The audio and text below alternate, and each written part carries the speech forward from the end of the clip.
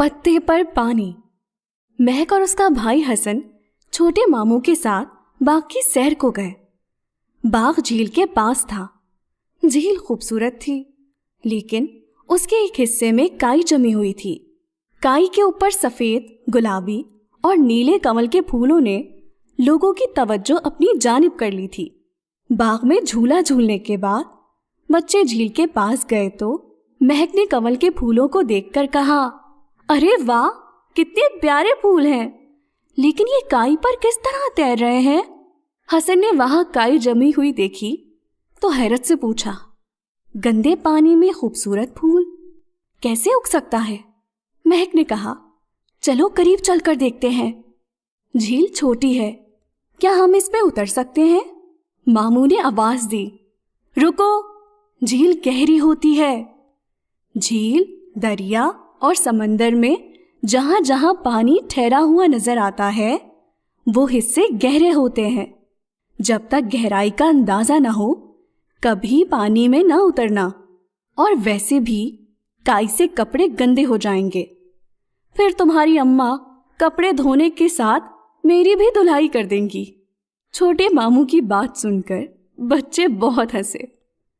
بچوں نے پوچھا، ماموں جان، یہ کیا بات ہے کہ جھیل میں اترنے سے کپڑے گندے ہو جائیں گے، لیکن پھول پتے صاف ستھرے ہیں، کیچڑ کا چھینٹا ہے نہ کائی کا نام و نشان؟ ماموں نے بتایا، کمل کے پھول میں یہ کمال ہے کہ کیچڑ میں رہنے کے باوجود صاف رہتا ہے۔ لیکن کیسے؟ یہی تو ہم جاننا چاہتے ہیں، بچوں نے پوچھا۔ تھوڑا انتظار کرو، کشتی آتی ہے تو اس میں بیٹھ کر جھیل کی سیر کریں گے اور پھولوں کا قریب سے جائزہ لیں گے، ماموں نے کہا۔ کشتی آئی، سب اس میں سوار ہوئے اور جھیل کی سیر کے بعد کمل کے پھولوں کے جھرمٹ کے پاس رک گئے۔ ہوا کا جھونکا آیا، پھولوں میں حرکت ہوئی اور ان کی بھینی بھینی خوشبو نے بچوں کو خوش آمدید کہا۔ ماموں جان بولے، بچوں، غور سے پھول کے پتے دیکھو۔ پتے تقریباً گول اور پانی پر پھیلے ہوئے ہیں۔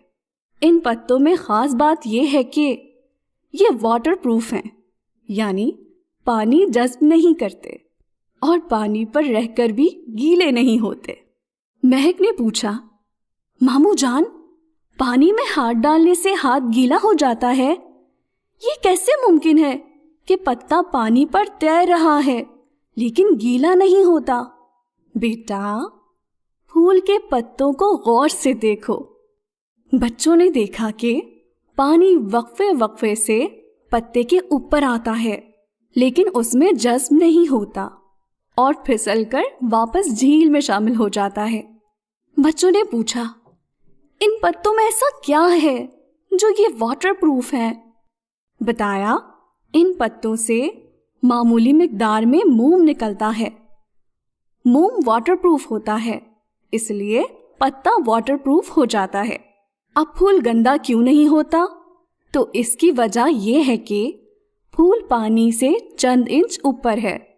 جھیل میں پانی ہلے تو گول چپٹے پتے پھول کے لیے ڈھال بن جاتے ہیں اور پھول پر چھینٹے نہیں لگتے۔ اتنے میں ایک مینڈک پانی سے نکلا اور پتوں پر چھلانگ لگاتا ہوا دوبارہ پانی میں غائب ہو گیا۔ مینڈک کے اچھلنے سے چھینٹے اڑی، لیکن پتوں نے چھینٹوں کو اوپر جانے سے روک دیا اور پھول محفوظ رہے، جبکہ پتوں پر گرنے والی بوندیں تھوڑی دیر بعد پانی میں چلی گئیں۔ یہ منظر دیکھ کر بچوں کو ماموں کی بات سمجھ میں آئی۔ انہوں نے بچوں سے پوچھا، کنول کے پھول سے آپ نے کیا سیکھا؟